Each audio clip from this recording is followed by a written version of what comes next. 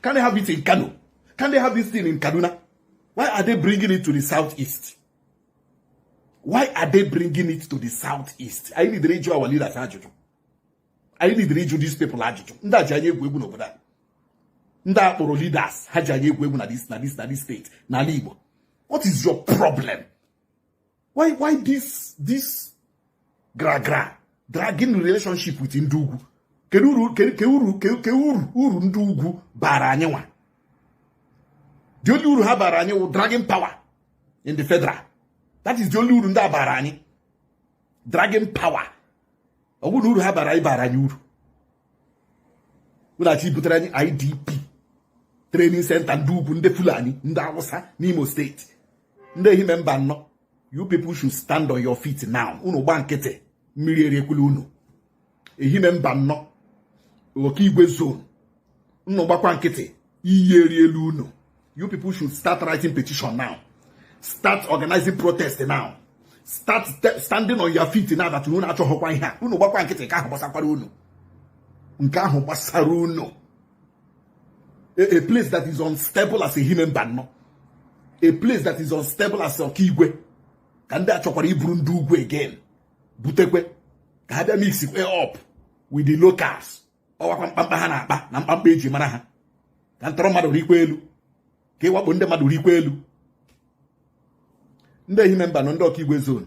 The ball is now on your court and in your court. Also unu gbano nkete. Unu gba nkete mmiri eri unu. But it is a shame that you have leaders. Nde kporo we have leaders now. That's not how leaders in Dimo now. It is a shame we have people like you. Fear. Kiakwa is right. If you have 3.8 million internally displaced people from northern Nigeria, from the, if you look at the map of Nigeria, the eastern part of Nigeria is the smallest part of Nigeria. The biggest part of Nigeria is up north. Take a look at this. They have the land, they have the space where they can build IDP training centers in Abuja or in other up north, Borno, Kaduna, Kano, Sokoto, all these areas. Why are they bringing them to the eastern part of Nigeria? They're supposedly the smallest part of Nigeria. Why? Because of an agenda. There is an agenda of resettlement. There is an agenda that is called the Ruga agenda in the first place.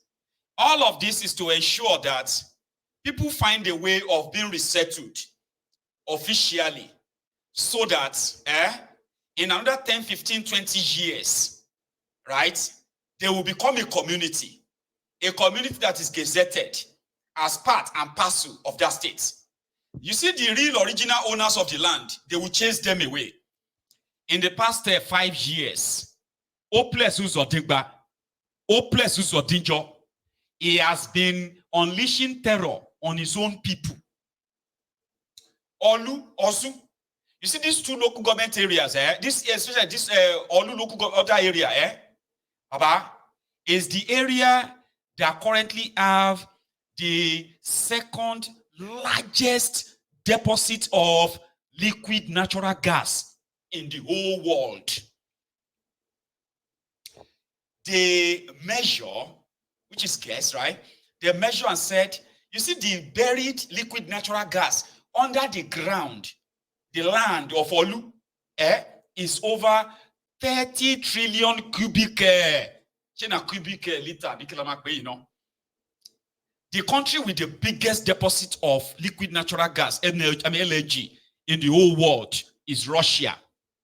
After Russia, now Olu in Imo State.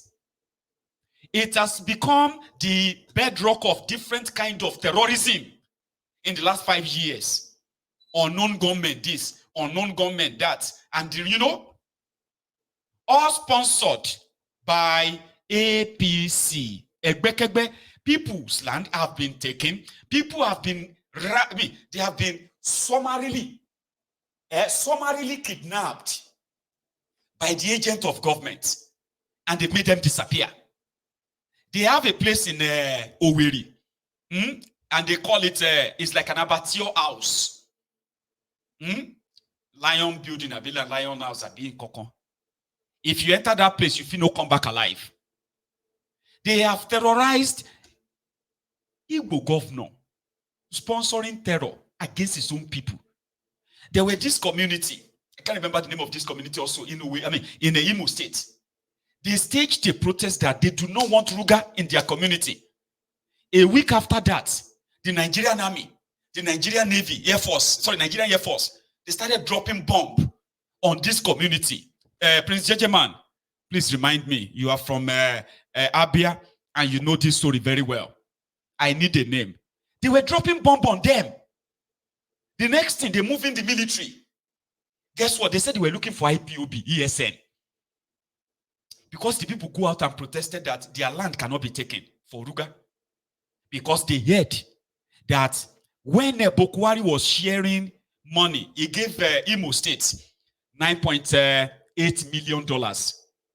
They gave Ebonyi State $10 million. All of this is for them to provide lands for Ruga, where they will bring in Fulani settlers. Okay? And according to them, to reduce any kind of a fight between Fulani and the Igbos. Why should the Fulani be fighting Igbos? What did they get in common? From Futajalon, 1,000 kilometers away, to a community in Imo State. Why should the Fulani come there and fight them? And the way to settle is to give them small land for Ruga. And the people hear that, they say, no, you can't take our land. You can't take our land. We will not give our land. A week, I'm going to go and look for that protest video. I will look for it, and possibly I can still play it on this platform before we leave. These guys protested that they do not want Ruga, they do not want all this in their land. 2 years ago, a week or two after that, community of rural farmers. They were farmers, women, men. The next thing, Nigerian Army, they started shooting them. They started dropping bomb there. They said they are looking for ESN. They said those people are harboring ESN. They are harboring IPOB. And they have to clear the whole place. A lot of them were killed. Others ran away. But those who couldn't run away, they remained there. They remained. Now we have now heard that Oluo, Osuo, these places, they have deposit, huge deposit of LNG. LNG that could make them one of the richest destinations in the whole world if they use their natural resources for them. Natural resources that could actually make all the people, citizens of that communities, never to work again in their lives, and they will never suffer again in their lives. Just for coming from that area, you come from Olu or you come from Osu, you will never ever have to work in for the rest of your life, from generation, like 100 generations to come. But what are they doing to them? They are unleashing terror on them. Their media is saying these guys are harboring an ESN, and there is nothing of such. You want to resettle Fulani there? Oru, God bless you. That's the one they want to resettle Fulanis. They want to resettle Fulani in Oru. And the community said, no. No, they are already wrecking havoc, destroying our farms. We don't want them here. They protested. Boom. They started bombing them. Their governor is Igbo. Their governor no be Fulani. Their governor no be Yoruba. Na Igbo man. Oh, bless Uzordinjo. And today, if you go to those areas now, they're almost ghost towns, ghost communities. So now, the part of Nigeria where Fulani terrorists, Boko Haram, have killed and killed and killed displaced people. They do not have any other bigger states in northern Nigeria to build rehabilitation training center for IDP, except Imo State. Now, if the people of that community protest tomorrow, suddenly you will see the Nigerian Army. You will see the Nigerian Air Force. They will begin to drop bomb on them. They will begin to burn their properties, burn their houses. And the media will say IPOB versus, they will say government versus IPOB. when IPOB have nothing, absolute nothing to do with it. But their media will push it. And there are some gullible Igbos. The supposed the coward Igbos, the pygmy Igbos, who still want to be part of this one contraption Nigeria. They would point and say, now Nnamdi Kanu Kosam. This is what Nnamdi Kanu has brought upon our people. See what Nnamdi Kanu, since this IPOB, this Biafra, this IPOB, this, look at what they are doing to our people. But yet, the people behind all this carnage, these killings, they had the political class.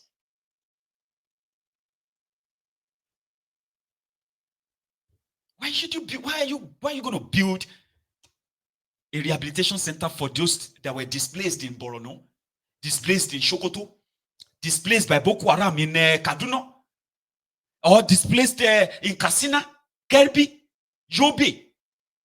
You are bringing them to Imo State to rehabilitate. Come on, man. Look at these ones. They have not really said they should rehabilitate people here, but from their own experience. What can I use this hand for? I said hardly for me to eat with this hand. And it's my wife that's sponsoring me. About 7 years ago. Very ugly incident. You see, that is why I said the governor of Ogun State should take it as a responsibility to set up an inquiry so that people can calm themselves, narrate all the ugly things they have gone through as an Ogun State indigene to the government. And the government should know what to do as a matter of urgency. Because this is Ogun State. And this is Ogun State that past years ago we had a president from this state who governed Nigeria for 8 years and never heard of it, of any Ogun State indigene going to the north to be creating nuisance. Can I go to Ogun State now? Can I go to north now as a traditional ruler to be drinking beer in public and Oguguru? Tell me what will happen. Everybody keeps talking as if we don't like Fulanis. No! They are also Nigerians, but their fundamental right does not imply them coming to be killing people in their land. We are becoming a slave in our land. And this is right time we need to let the government know that if the government refuses to do what is right, then people should be able, don't blame anybody to take weapons and defend himself. Because in our constitution, there is self-defense. The commander has put in place a very serious security arrangement on ground there. The Commissioner of Police, CP Edward Awolowo Ajogun, was there personally today, together with the Deputy Commissioner of Police in charge of operation and the squadron commander. They are there for on-the-spot assessment of the situation, and we are able to discuss with the farmers, the natives there, and the. When can I use this? In Ogun State, our people are being, destroyed by this murderous Fulani terrorist. And when you look at all the areas, we initially thought, they were just terrorists who are collecting ransom. No, they are targeting. There are areas that are being targeted. These are areas rich in mineral resources. That even the people living in those communities have no idea what is buried under their land. They have no idea. They are wondering, why are these terrorist Fulanis occupying their lands, shooting and killing everybody? Why? Ogun State has so many mineral resources, including uranium. You are right. We have so many of these precious mineral resources. And our people who are just living their normal life in the rural areas, rural communities, they are being targeted by these Fulani terrorists and their sponsor. And then you see the political class, these weak men. They are ready as long as they are paid. They are willing and ready to let them do whatever they want. Just give us money so that we can go and buy properties in Dubai, buy properties in America, buy properties all over the world, buy citizenship for their children, and then abandon all these rural dwellers. This was 3 years, almost 4 years now, 3 years ago in Ogun State. I'll keep reminding us this horrible event. Yeah. Due to that crisis, Fulani crisis that was occurred at our country. That's the reason why we migrated to this place. We are forcefully migrated to this place due to that. By force. By force. It's not by willingness.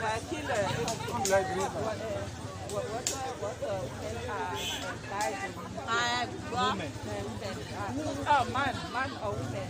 How much are us, man or women? Only you. Only you. Are dying here. Both the women and men migrated from that area. No. And how much? people died. They say how many people they killed there. Okay. Yeah. There are few many people. But that our many people. Many people have lost their lives.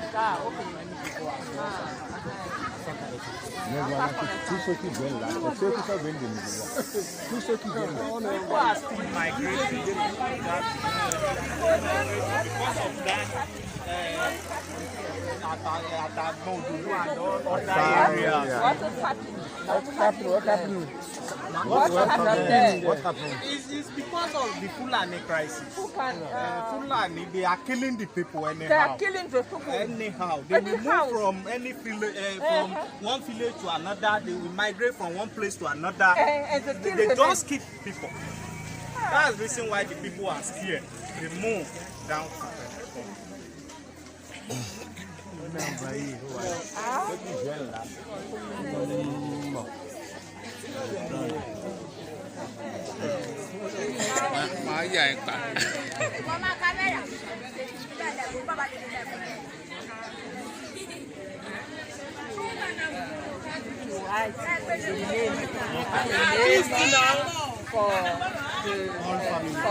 for all families.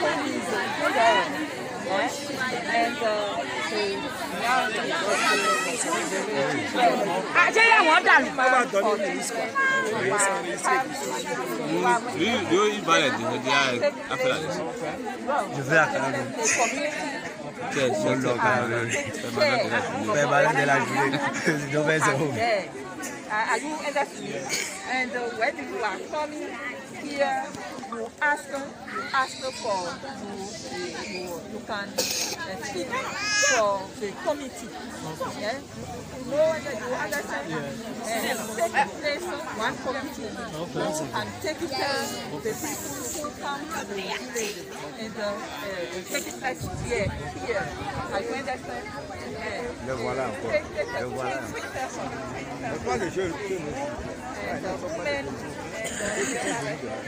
women, five persons in the community. Five persons in the community. The young, women, the man, and the young group. Our people had to run to Benin Republic on foot. When those people were migrating and running away from their killers, 3 pregnant women went into an emergency labor. They gave birth in the bush, running away to the neighboring country. There was never a time that this was shown on the TV in Ogun State where it happened. Not once. Not once did the government of Ogun State acknowledge that video I just showed you. Up to today, officially, it was never acknowledged that happened. And it's still happening. So people are just on their own. Because these weak men only want power. That's all they care about. They have the power, it's never for their own people. Rather, they will team up with whoever is ready to pay them. And then ignore or silence the people. So when they tell you, let us go and do peaceful protest, I know they join them. I know my hand no do anything peaceful protest nonsense, by the way, but I won't say make you no protest. Just before you go and join on anything, just look at those involved. That is the situation of our people. And if you remember this, let me see if I can still bring that up. Okay, no, I think I currently don't have it on here. So I'll try and get that up some other time. But before I put it up, okay, I have a video of where, you know, very dark man, the guy that is now kind of like a, you know, striking the waters we see, appeared at their National Assembly today for the supposed invitation they gave to him.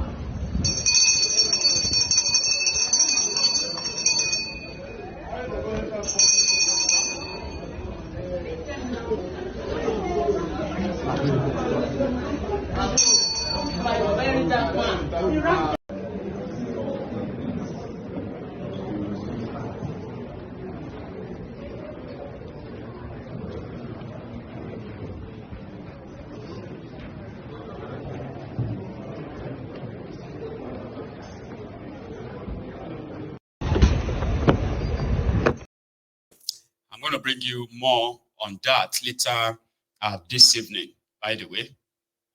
Still talking about Ogun State. A few days ago, Rufai Oseni published a video, which is a segment of Shagamu Bini Expressway that has completely been washed off, no longer like motorable or existing, so to say. And today, Dubious Darkbot, their governor, was there with the cameras and all of that to inspect it, rather than sending engineers to go do their job, right?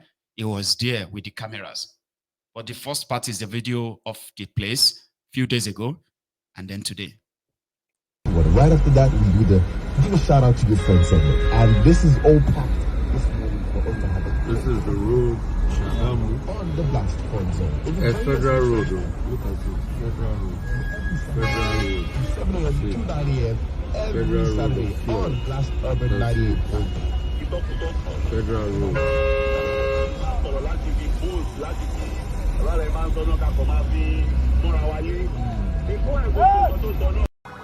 We are on Shagamu Benin Expressway. This expressway starts from the interchange off the Lagos-Ibadan Expressway. And what we are doing here is to inspect for myself what exactly has happened that has caused the total breakdown,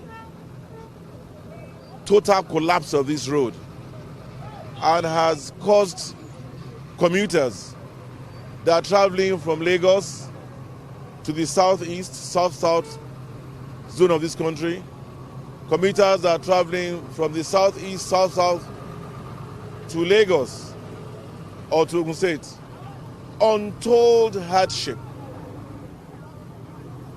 This is a federal road, which we all know.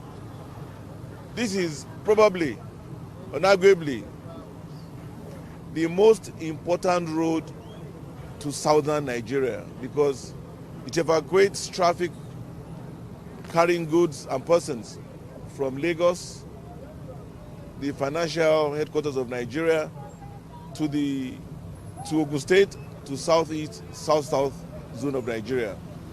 So it's a major arterial road.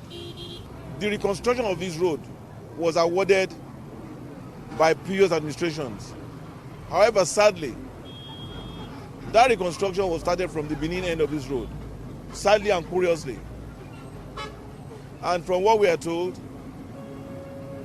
the budget was not enough to allow for the completion of this road to the Shagamu interchange. So it stopped short of getting to Jebu. It is somewhere around the outskirts of Jebu, around between Jebu and Jebu East. And what we are seeing today